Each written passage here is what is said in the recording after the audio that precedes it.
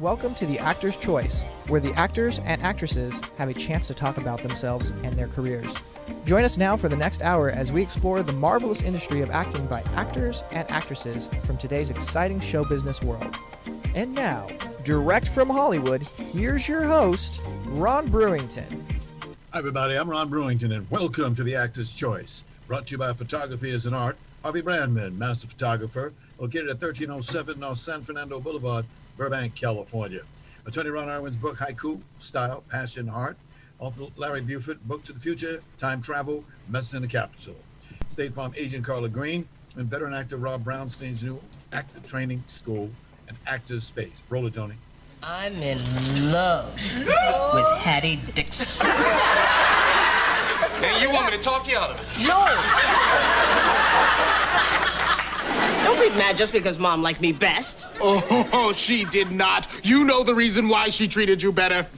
Don't go there. Oh, yeah. Don't go there. Yeah, because you were lactose intolerant. Ooh, you went there. Who's afraid of cheese? Who's afraid of cheese? And that kiss between me and Mrs. Claus, there was a mistletoe all over the workshop for crying out loud. You're hired. I love this time of year. Someone hurts my baby. All right. All right, ladies and gentlemen, that's our first guest today, coming to you live from beautiful downtown Atlanta, Georgia. Born in Boston, came here to California in 1993, became a professional working actor, and the rest is history. Please welcome, ladies and gentlemen, Dana Michael Woods. Dana, welcome to The Actor's Choice. We got started a little bit late, a little technical problems there right now, but other than that, glad to have you, my friend, glad to have you. I'm going to move right down, and you came here, when you first came here, your first movie was called The Dark Dance. Remember that? Ooh, that was years ago, brother. One of my first gigs, man. Wow. A few years later, you got your first stunt gig in the film Starsky and Hutch. That was your first on IMDb. Yeah, man, that was it was kind of challenging because the gig, the actual stunt was called a ratchet, and I was suspended almost like a human slingshot to dramatize the kid actor reacting to the explosion of that was going to take place. And there was a whole big thing where fire was supposed to shoot out. Okay. But the first take was so great, they didn't have to do it again, and I was lucky for that. Okay. Because of the time that we have, I'm going to move forward just a little bit from. Go ahead, bro. Okay. The year was 2011, and you got a role with the lady, an actress, Eva Marie Frederick, and you two became the world's most extraordinary homeless couple. Yeah. Shorty That was and Tony. Oh, yeah, that was a lot of fun, bro. It was a lot of fun. Yeah, man. Eva's so great an actress, man. She's so generous in the fact that she's has the ability to let the other actors shine as well and have those performances gel within one another and come up with a great product, man. That was a lot of fun to do. Very proud of that too, man. You was. Guess what? We just happened to have a short clip of that. Can you roll that, Tony? Oh wow, I haven't seen this in a long time.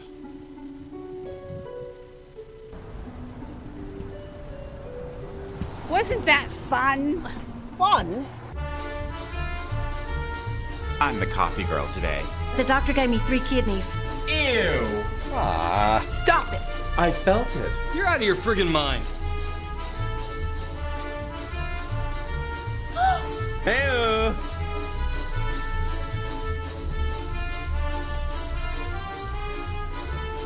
You're an abusive arse. Oh, crap. Shut up! All right. That was something else back in the day.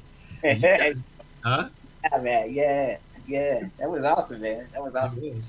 You Fun got Friday. that together again a year later and did another one called Shorty and Morty, Hollywood and Steak. Yeah. Yeah, man. It was, like I said, and Eva's so great to work with, man. It was truly a love of labor, man, with that, awesome to work with, man. Awesome to work with, hope we get to work together again too, man. Yes, yes. She got a lot to say about it. Tony, if you would please put up that picture of Eva Marie, please. There you go. There she is. There's Yeah, yeah. Lovely lady, man. Lovely lady. Very talented. Very talented. Have you talked to her lately? I guess I did. A couple weeks ago. Yeah, we caught up a little bit. You know, find out what each other is doing, and yeah, it was great. Great to talk to her. Great to talk to her, man. Yeah. Like I said, I'd love to work with her again, man. I'd do it any minute, man. Do it in a heartbeat. Yeah. Got you. I sat and got a chance to see Shorty and Morty, the interview. You guys pulled that off great. Well, yeah, it was, you know, in the interest of, you know, timing and you know, time constraints and budget constraints, man, we pulled it together. We pulled it together, man. You know, thanks to Eva, man. You know, she pulled it all together. Wow. And you know, what you see is the great finished product. Okay. Yeah. I see she's got a lot of the regulars with her, Rob Guzzo, Andy Goldberg, Evan Henderson, just to name a few. Guys keep in touch with each other. That's great.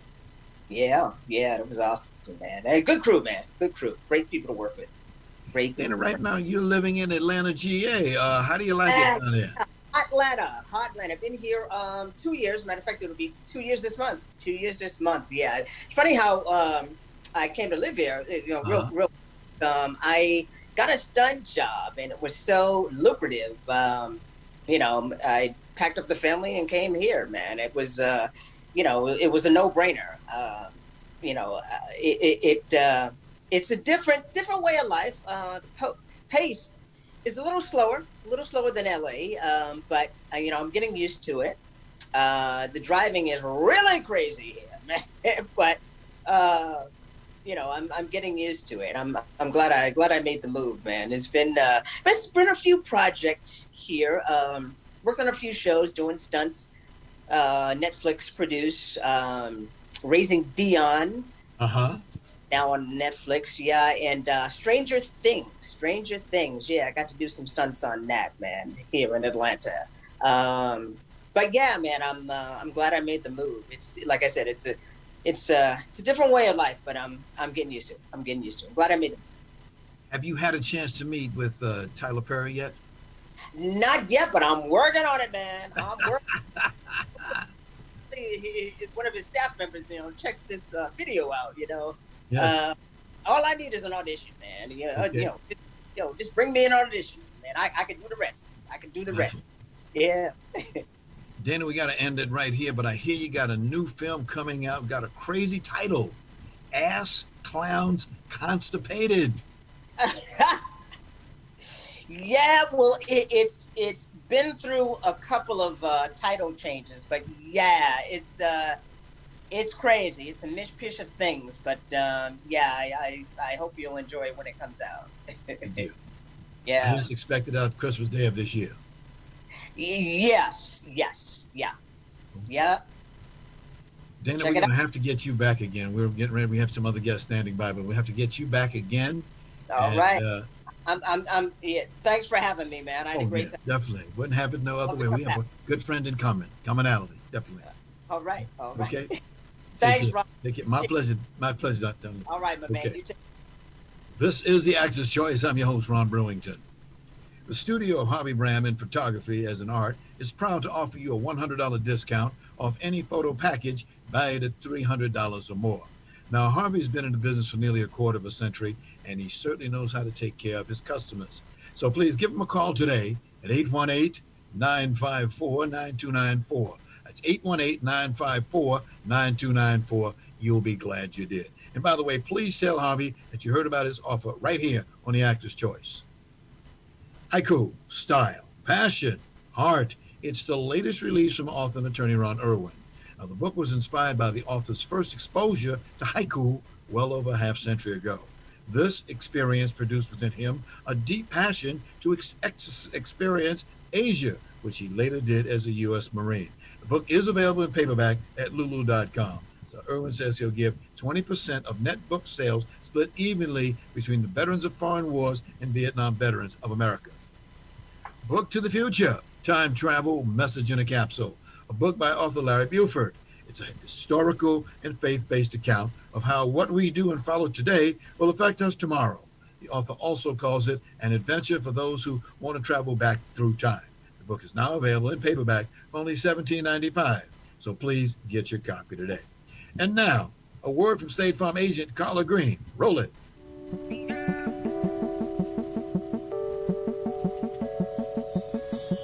Let me ask you something. What do you see when you look at your home and your car? Do you see a bundle? A combo deal? That's how other insurance companies see them. But a State Farm agent sees so much more. Because the State Farm agent sees your home and your car as more than just four walls and four wheels. They see the things you've worked really hard for. So why not give them the protection they deserve? Let me help you with that. Give me a call. State Farm agent Carla Green, 213-239-9675. I look forward to speaking with you.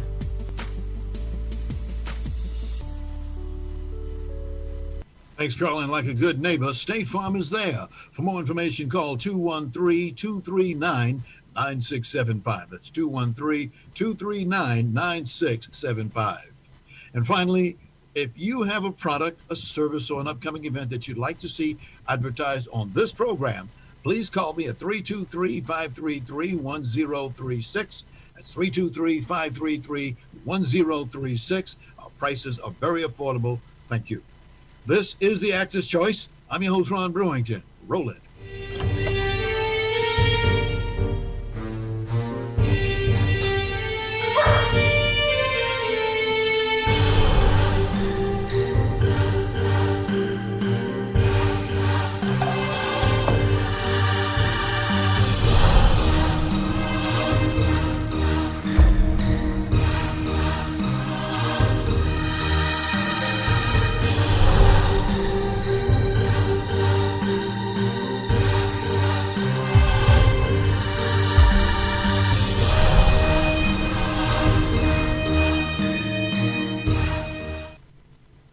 Okay, ladies and gentlemen, you've seen a taste of COVID-19 sins and virtues. Now, here's the story. In early April of this year, and in the midst of the COVID-19 pandemic, 50-plus filmmakers organized to produce a feature film using only their telephones, text messages, and teleconferencing. Now, in addition, there were 2 separate companies and 17 remote set locations. Now, to tell you more about them, let me introduce you to 2 persons involved in this process. First, Mr. Alejandro Mendoza. Hi, how you doing? Thank you for inviting us. Our pleasure, sir. Wouldn't have it no other way. Thank you. Also Eddie Martinez. How you doing, Ron? Nice to meet you, man. Fine, nice to meet you, sir. Nice to meet you. We call you the actor. With almost 70 IMDb credits. You're looking good. Let me say something about Alejandro. Alejandro Mendoza, besides being one of the producers of this film, he's a veteran film distribution executive, having worked on the sales and distribution of libraries, adding to more than 4,000 films and TV series in all rights worldwide, including several blockbusters like Dirty Dancing, Princess Bride, Hamburger Hill, Young Guns, and the Ace Ventura series, while working for companies like Saban, Vestron, and more. He's also the founder and executive director of Act 2 Raw Showcase, a periodical screening of Latino films at the epicenter of the film industry, the Egyptian Theater in Hollywood. Welcome, sir. Welcome. Thank you. Welcome.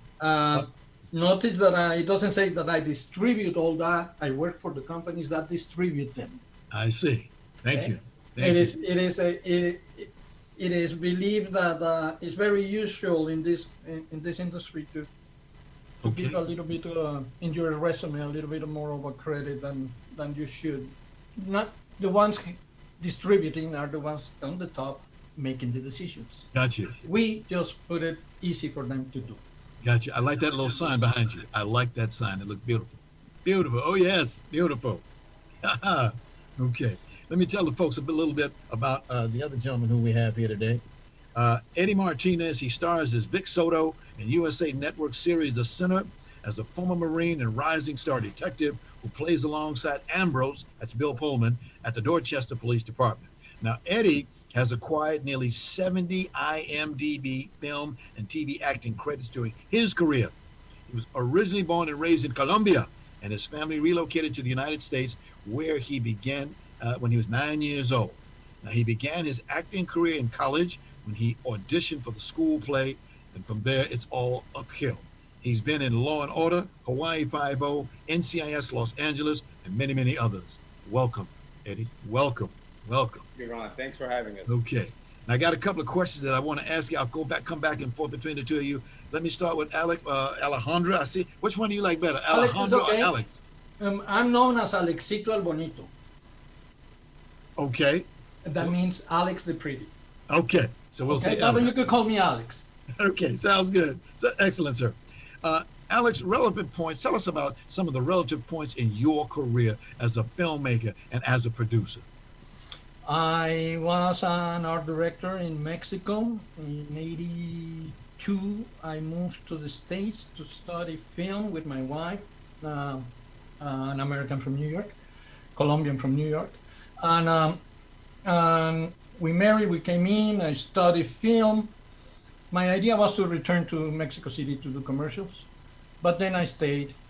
I have always had the bug of filming me with the scenes I saw, Dancing in the Rain.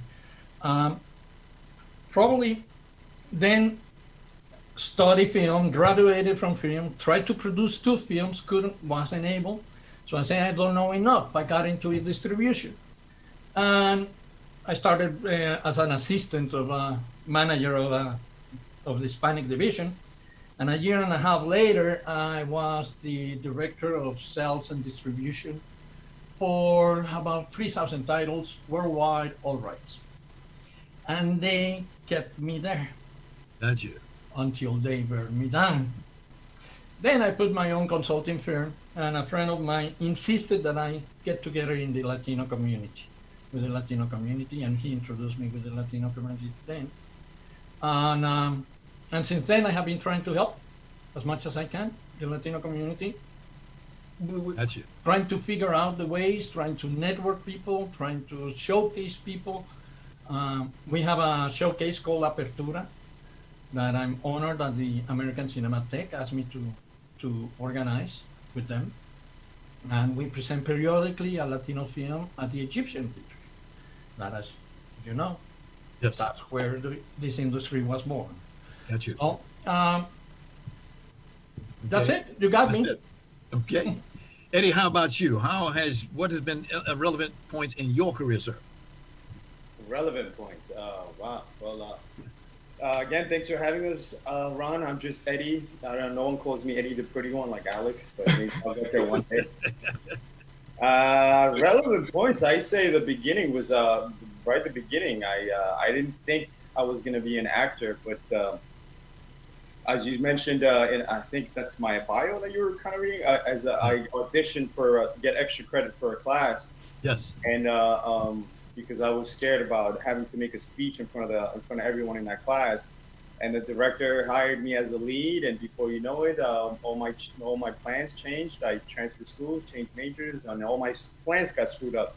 So I think one of the, points of reference in my career was right in the beginning. That director, who, by the way, became a good friend of mine, he later hired me for his theater company. This was in New York, so he had a theater company. So later on, he hired me in his theater company, and we became good friends. And he was the best man at my wedding. I'm still in contact with him. And last year, actually, I was a witness at his wedding at his party. My wife and I were the witnesses at his wedding. So it kind of came full circle. And I would say my first acting professional gig was a chocolate milk commercial. Right. I don't know when, but that was the first time that I was like, oh, maybe I could do this. Maybe they'll pay me for this. Okay. What is your role in this film project? Well, I'm one of the actors in one of the episodes of our film. This whole thing started, I think it was like a month into the quarantine. Alex Alex sent me a message on Facebook, I think it was, and he's saying, we're doing this. Do you want to play?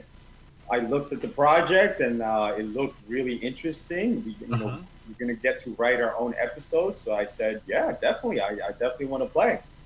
And once he gave me the assignment that I had, the sin or virtue that I had, I called my good friend Juan Gill, who's a really good director, and I asked him if he wanted to be a part of this. He said yes, luckily, and together, the first thing that we did, we came up with the story, you know, given the limitations that we had, that he was, I'm back in California now, but back then I was in Texas, and he was here in LA, so we had to figure out how we're going to do this with you being in LA and me being in Texas. And once we came up with the story, then we brought my co-star in Sophie Yepes, and when she said yes, then that's how everything took off. I think we shot everything in about 3 days altogether with just our iPhones and with him remotely directing us. So it was definitely fun. We definitely got to play. All right. Next question for Alex. Alex, what makes COVID-19 Sins and Virtues different and unique? I'm extremely happy that there has been more projects like mine, like ours, around the world. Netflix already presented one.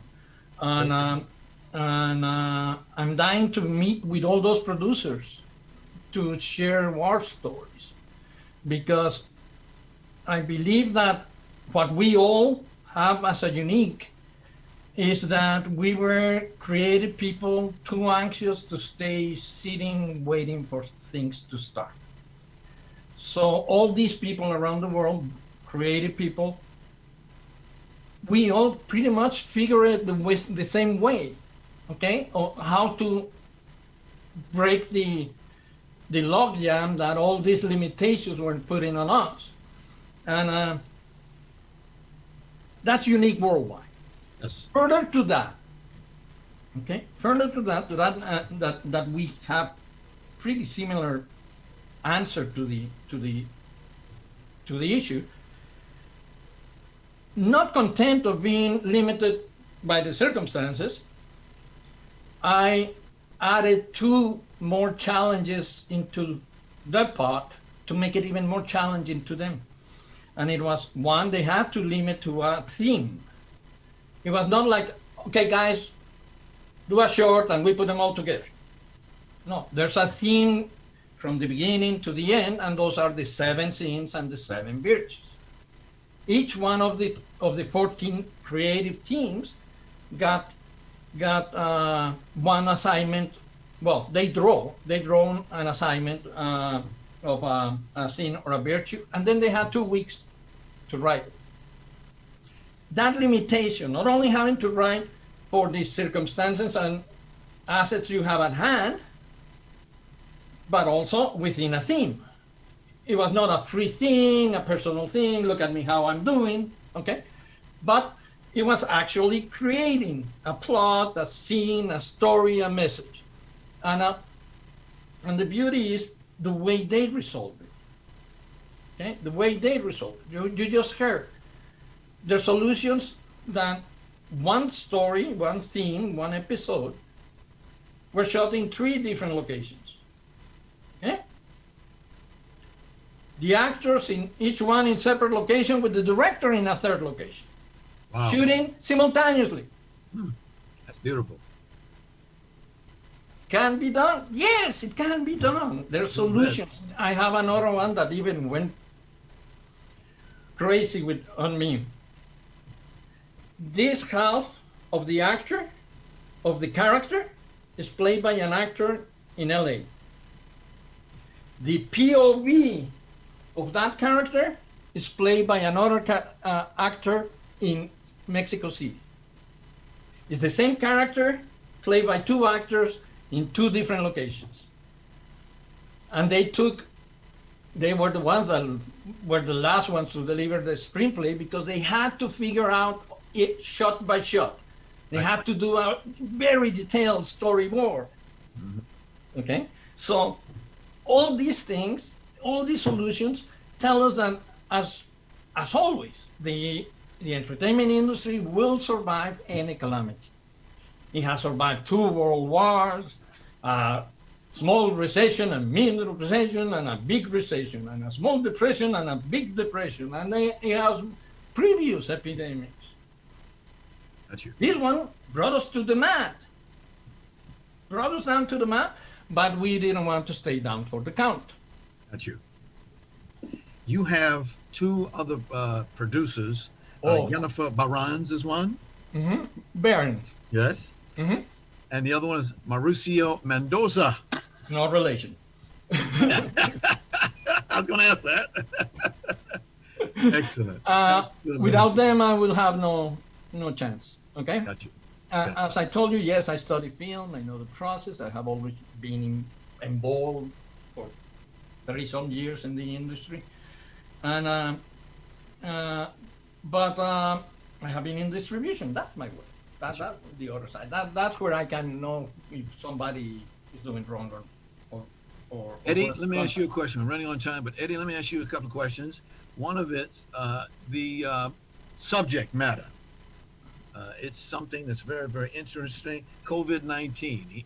What's your feelings about that situation at this time and the timeliness of what you guys are doing right now?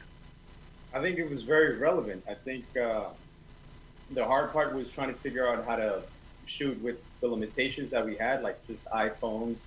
Of course, my director friend Juan was, wanted to use lights and this and, big lights and fancy cameras, but we couldn't.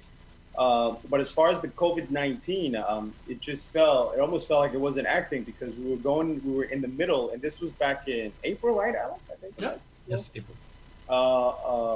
And so we were back then it was in the middle of, there was a lot of unknowns. I mean, there's still a lot of unknowns, but back then even more. And so what we shot kind of reflected what we were experiencing at that time, or at least what I was experiencing at that time of, I don't know what's going to happen. I don't know what normal is going to be. There's so many things. And I think that was reflected in the episode that we shot. I think it was just very relevant in time. It was almost like not acting at all. I guess this is a good pleasure for you to do something like this. Oh, it definitely was, because like Alex said, I got to have a lot of fun. I mean, my wife did a little cameo that she didn't want to do, but after a few glasses of wine, she said, all right, fine, I'll do it. So she got to do a little cameo in our episode. My daughter also got to do a little cameo. She was excited about that. My other kids wanted to be in it, but the story didn't work out with them, but they got to be part of the crew. I was quarantined with my nieces, who was also like, my niece was the DP, the other niece was the AD, the assistant to the director. My little 8-year-old was doing the slate. She was saying, take off. So it was a whole family affair that we had fun. Good. And that's the story that we could tell now that, hey, we shot a little short film during the quarantine, and they all got to be part of the crew. Got you. Alex, let me ask you this question. What was it like having to stay within the boundaries of using your phones, text messaging, and teleconferencing to make this film? This is Alex. My very brilliant producers, as I say, the other day expressed it the best. It was the easier feature film ever done. From the point of view of the 3 lead producers, for us was the easier thing, because actually was intended from the beginning. It was distribute the task, distribute the burden of making an hour and a half minutes in between many crews. And it was, as a producers, just a question of organizing, motivating, directing a little bit, giving notes to screenplays, giving notes to first cast, that type of thing. But it was impressive because the stories came in so clean that the one that needed more notes was 3 drafts. Right? And then you have people that shot in 3 days. Oh, best story of all. One of our directors needed to stop shooting to graduate from film school. So that type of thing. And then each one of the teams had a professional. That within the industry, at least one, some even 3, 4 professionals, okay? But they were with their families. So it turned out that those with kids, I have a 9-year-old camera operator in the credit roll. And you see her shots. because everybody was using the same. I didn't allow them to use all the equipment they have. They have high-end cameras, high-end lights, mics, all kinds of things. Some of those they use, but I didn't allow high-end cameras. I wanted to level the field with the world. I wanted the stories to feel natural, not so high-produced, not so a little bit greedy. I always say, well, if somebody's really, really bad in the photography, I can always put some texture and make it interesting. Something. But there's always a solution for any problem. And this big of a solution, we are beating it. We are not done. We are about a month and a half to be able to showcase it for the first time. We're looking for distribution in case somebody there has a way or... Okay. Call Ron, he will contact you with Camille, and Camille will call me. And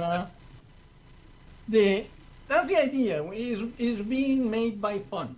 It started with no expectation, being by fun. But as usually when the good projects, any good project, it happens. Got you. It starts rolling out. It starts rolling out. At one point, the only one thing you want to do is don't screw it. Don't screw it. Keep it going. Keep going. Don't screw it. I got a question for Eddie. Got one quick question for Eddie. Yes, sir. Quick Yes, answer. sir. Seeing the way that filmmakers work, especially on this film, do you see yourself in the future as a director or producer? Oh, he is. Right now, I still have no interest in directing. I don't think that would be my avenue, but I definitely would like to be a producer and do what Alex does. You already how many shorts you have done already? Yeah, I've done quite a few. And you did a feature, no? I've written, and we're in the middle of packaging and trying and selling it. But yes, I think in the terms of producing would be more the avenue that I would want to take along with acting. Directing, I like to collaborate with good directors, but I like to leave that alone for now. Gentlemen, before we leave, I want to show a little bit more of COVID-19 sins and virtues. Roll it.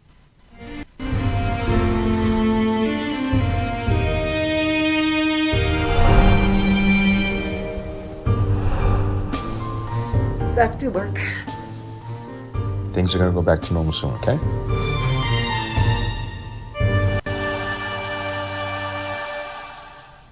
Outstanding. Gentlemen, I know that you will both be definitely looking forward to the night and day where you walk that red carpet. Now, when does this film actually come out? Well, we are an independent film, and nobody has given us the money for the budget. We are still a co-op in which we are all working together for the benefit of the group, of everyone. Yes. My strategy now is continue doing the film and continue letting people know that we're looking for distribution. Okay, meaning a stream platform, a cable company, a major studio, whoever wants to take a look at the whole thing, we can show them what we have already.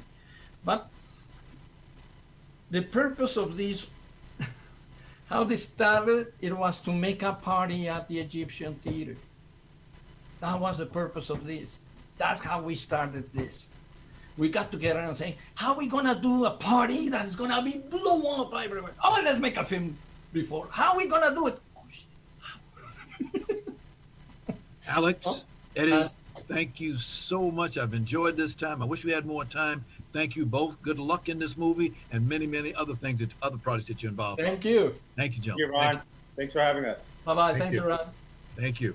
Thanks to our sponsor, Harvey Brandman, Photography as an Art, Ron Irwin's Haiku, Style, Passion, Heart, Larry Buford's Book to the Future, Time Travel, Message in a Capsule, State Farm Agent Carla Green, and Rob Brownstein's Actor Training School and Actor Space.